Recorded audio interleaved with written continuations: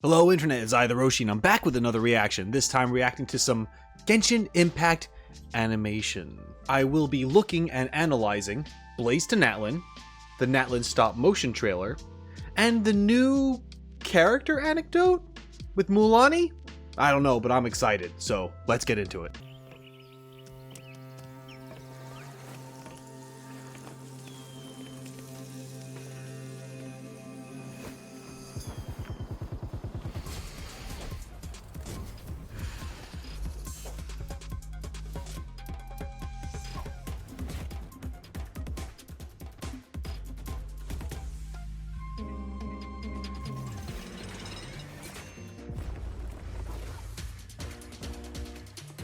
Okay, so I am going to be pausing because I did already see this when I watched the 5.0 special program. So, by all means, you can go check out that reaction if you want to see my initial thoughts. I didn't speak on it much because there was a lot going on and we had to keep moving, but now is the time I'm going to actually look at this and speak about it.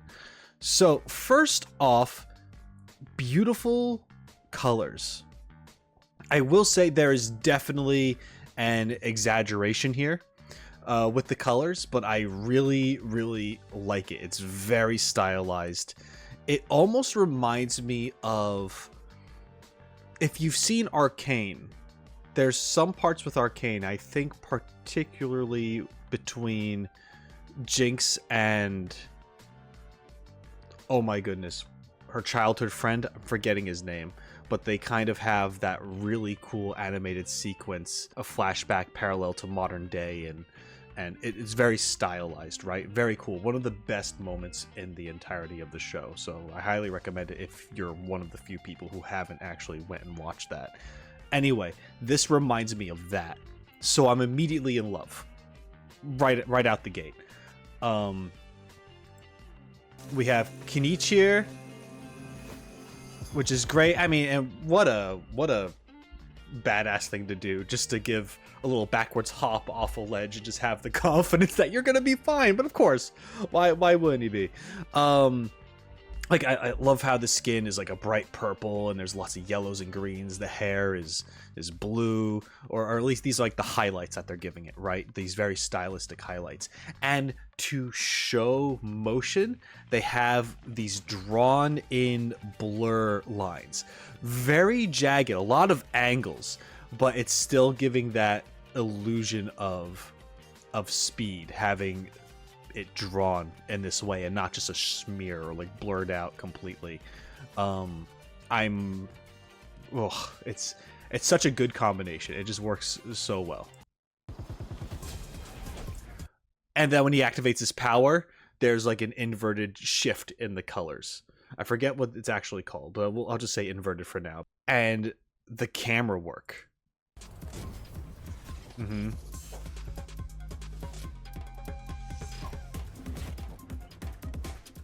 Oh man.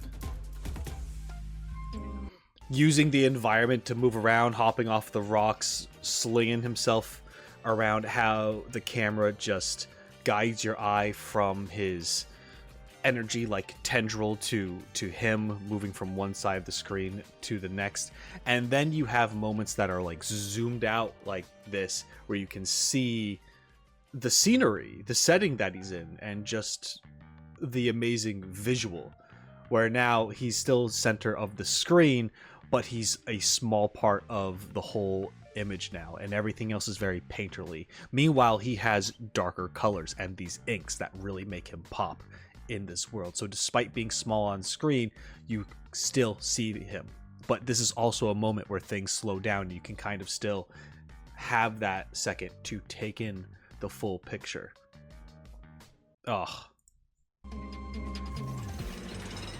Okay, nice transition. We have the spiral into Kachina because she has the drill.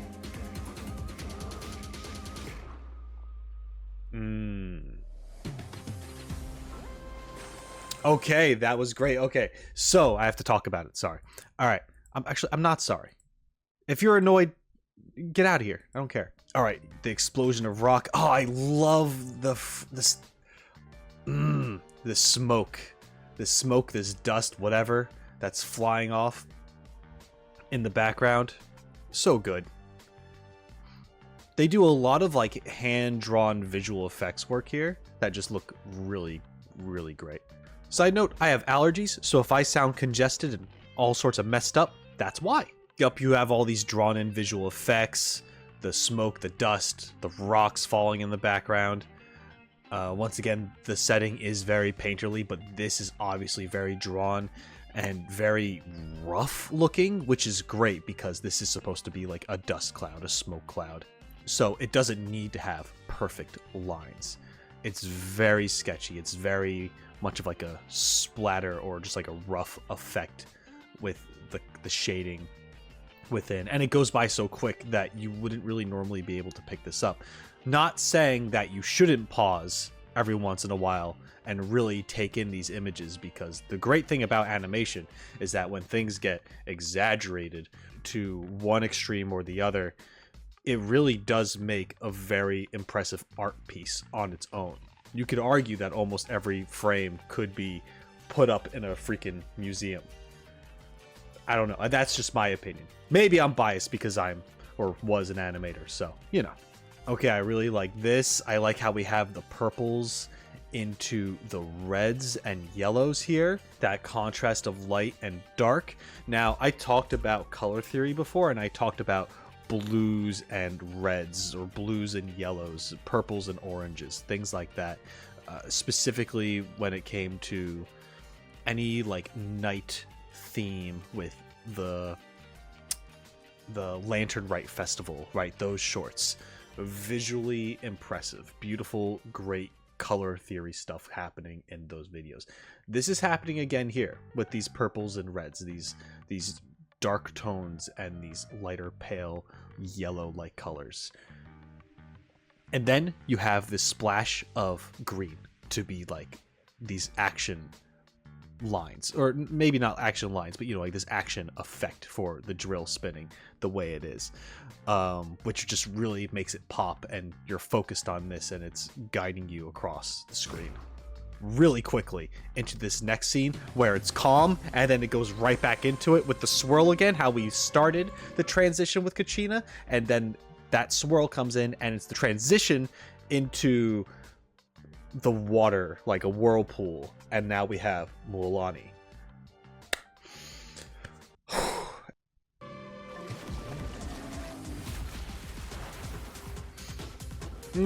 But even so, there are still reds, there are still these brighter purples, these great, like there's a rainbow of colors in the water itself, and that's awesome.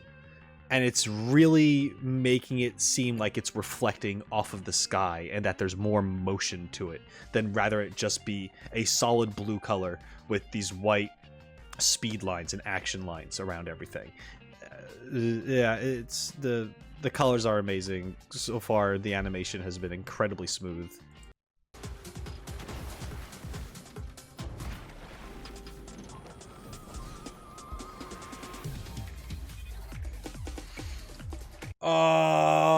You have this motion, this motion, this motion. Like, it's showing you the keyframes, but of course they're doing it on purpose. It's to be very stylized. Oh man, and it's even stretched. Ooh, they're stretching it too to show that speed, the foreshortening. Like you have her leg right here, right? And it's huge because that's the closest thing to us. But everything else is like kind of warped and stretched, and it's really giving that illusion of speed. Like, this is not a normal head shape. This is almost like xenomorph. But you don't notice it. You don't think it's that weird because of how fast it's going. But that's great. That's a great way to show speed.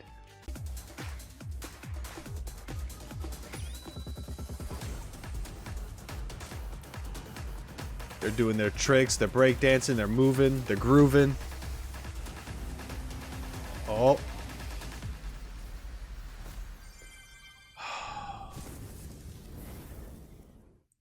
So good. This almost feels like an animation almost purely made off of impact frames. Or at least it gives me that feeling. Everything just hits so hard, moves so quickly, and is incredibly, incredibly cool and stylized. Things are exaggerated. Colors are insane. The motions are fluid. When I saw this, I wanted to talk so much about it, and I just had to hold my thoughts because I needed to hear what was going to happen next. So I'm really glad that I had the opportunity to do this now. Anyway, let's move on to that Natlan stop motion. This must be your first time in Natlan. Chief says Natlan's a little different from other nations. Because we live in separate tribes rather than having one main city. But every time the pilgrimage rolls around, all 6 tribes gather at the stadium to compete and find the strongest warriors. See those people with the tapetlosaurs? I have to say that I really like how things are colored in here. How it truly looks like this was done with colored pencil on textured paper, and that they even make it very clear that, oh yeah, this is a stop motion and it's done with paper, because when characters pop up on screen, we even have this paper sliding sound. It almost gives the illusion that yes, this is a stop motion done with paper that is being made right in front of you as you're watching it. And although that would technically be impossible, that is the feeling it's giving me. They're from my tribe. I come from the Children of Echoes. We're known for our mining skills. The tapetlosaurs are our friends and co-workers too. They help us find the prettiest ores and gems.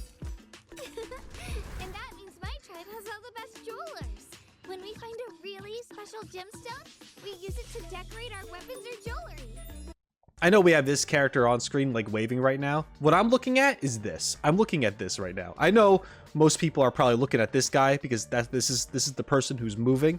But over here, I'm like admiring this little set work that they have going on. I just love this 2D but 3D feel, almost like Paper Mario. It's lovely. Oh, also, if you have time, you should come watch one of our dance-offs. They're super fun. Anyway, the other contestants we just saw are from... The folding is great. The transition with the pages of the book, awesome. That is also amazing. They did that last time too. I think the last stop motion trailer I looked at was actually for Gaming, right?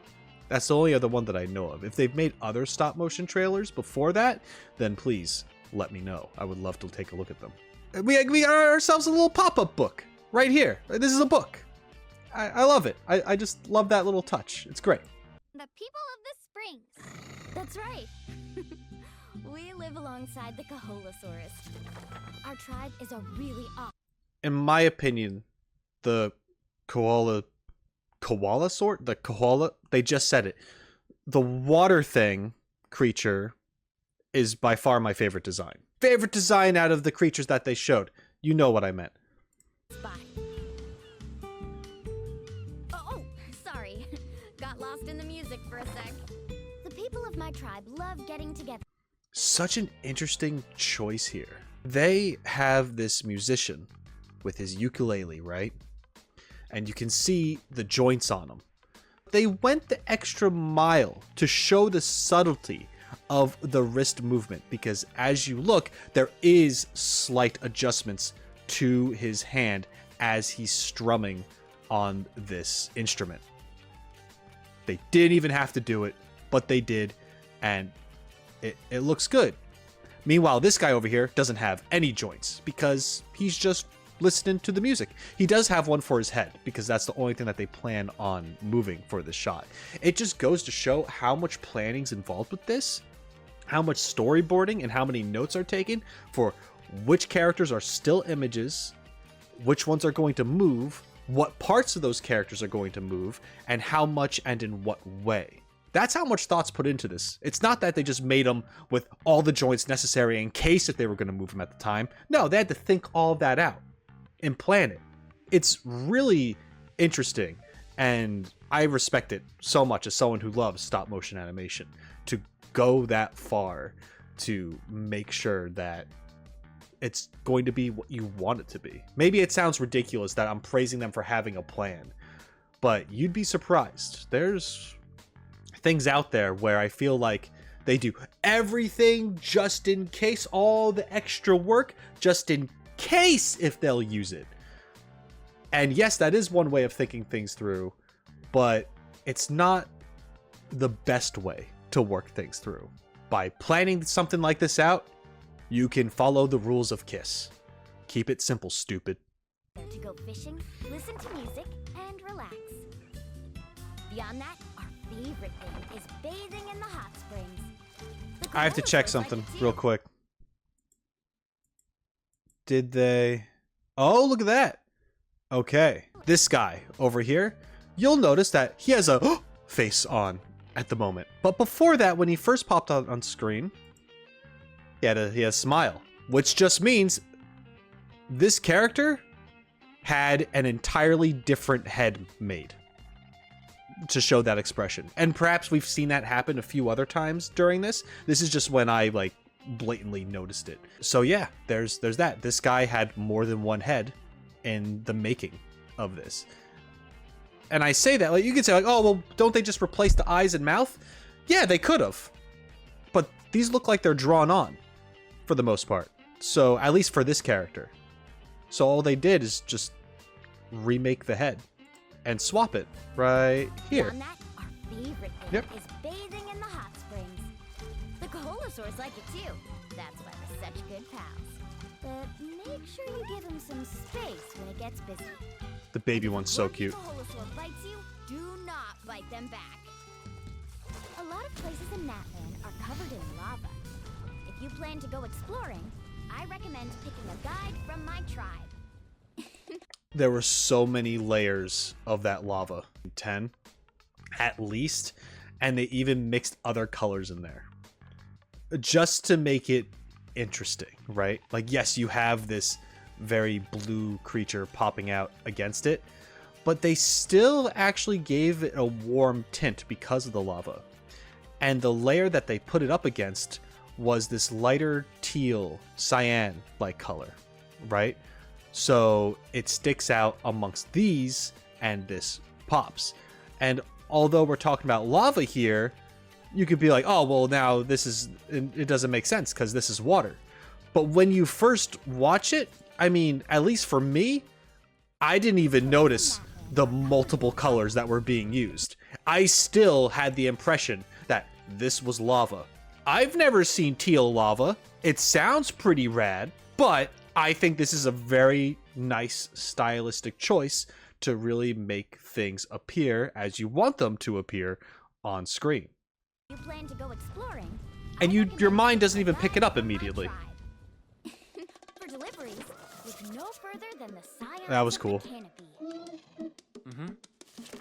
We've got a lot of messengers. Everything from letters to packages. Being quick on our feet is one of our strengths. There's also our hunters, who take on a wide range of commissions. Ha! Look! Those idiots have a bigger death wish than you! Extreme sports are popular in my tribe. Don't worry, the Yunkasaurs will protect you. Oh, I love that. This region... The page is flipping. I'm gonna just call them trapdoors. I'm sure there's another name for them. These little trapdoors, these little flip book sections here, they're not originally there, right? This backdrop is what's there. And then they paste them there with the creature behind it, and then do it, you know, frame by frame, having it flip open, as if it's always been a secret trapdoor, that it's always been there. But it wasn't. But the transition is just so smooth, you don't really even notice it. And that's what's beautiful about this stop motion stuff, that they're just adding things. Of course, like I said, it's all planned out. Adding things that have always been there when realistically they weren't. But the transition is so good that you're just like, damn, that looked good. This region is inhospitable. This one's different because the image is already on this right here. So that one was laying down from the start. Oh, wait. No. They tricked me. So see, there's nothing there. However, they were planning it. You do see the outline of the box, where the box is going to go. And then they put it there. And then it flips, and you have the creature pasted on the inside. The camera moves, and we get down to this little ledge. And this time the paper is already there. And it has the creature on it. But if you could see, on this side, there is nothing. It is blank. For now. Then, that moves up with the creature pasted on it. They're doing some visual effect thing. And then it folds. So now we're going to see the side. And that side should be blank. But it's not. Because they put the next pose for the creature there as it folds. So at some point in time, this was swapped for another one that had the next pose on the back of it. So when they go for the next flip, there's the creature there all of a sudden. Because then it turns, and there you go. They either stuck this on at some point or replaced the whole thing. Love that. Young people from my tribe come here because they like a challenge. Next up, there's... Wait. Look! They showed... Competition's starting! It feels weird that the book's going to turn normally and then it completely turns the other way. But I still like that because it's kind of like, oh, here's the plan. We're going here. Oh, we're being interrupted. Something completely out of left field. Let's go this way. I don't know. I do like that feeling. Next time, then. Who's gonna come out on top this time? I can't wait to find out. Fantastic. Awesome. I have such an appreciation for stop motion animation. Okay, and last but not least, we have the character anecdote Emergency Rescue featuring Mulan, it seems. And I have not seen this yet. Out of the three, this is the one that I have not seen. It's under a minute long, but I'm really excited. Just this frame on its own looks really good.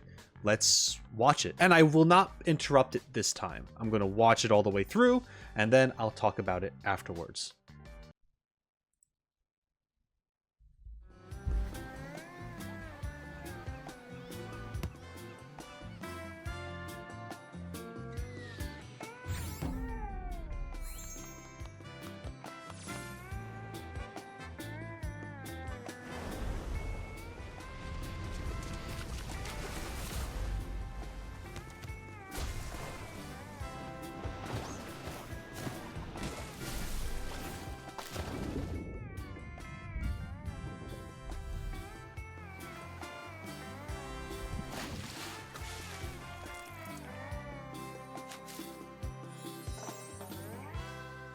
Okay. Short and sweet. Let's talk about it. Great shot.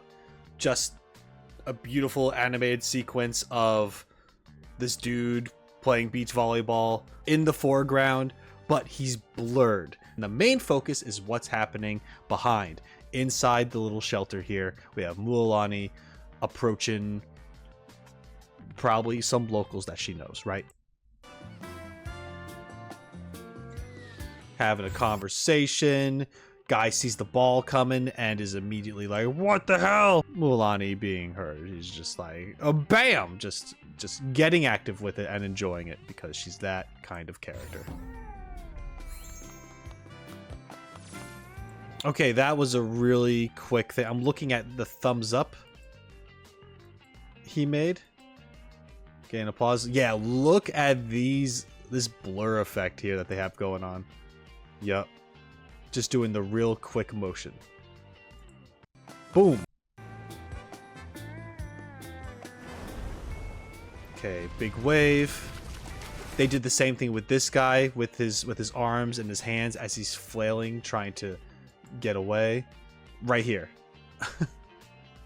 His pupils literally jump out of his face. He moves up, hand smear, you know, and then it's like he's looking behind him. His eyes are just pure white, teary. These are his pupils just bouncing out of his freaking eyes. And then it goes. Now let's look at that again. Let's look at that back. It's so fast, like you barely notice it, but now that I've showed you and you look back at it, you can probably see his eyes like clearly bounce out of his head. Right there. It's so good. Great water effects. Animated. Mulani's animations are always insane. They put so much effort into her, everything that she does. She's a very, very extroverted, active character, constantly moving around, doing things. She has her weird blowfish bubble form. Her arms are twirl and spin, and she's diving into the water. She has like her glow effect. Yep, she has her aura around her. All right, awesome. Cool. She's on a shark. Oh, just all her poses are extremely dynamic.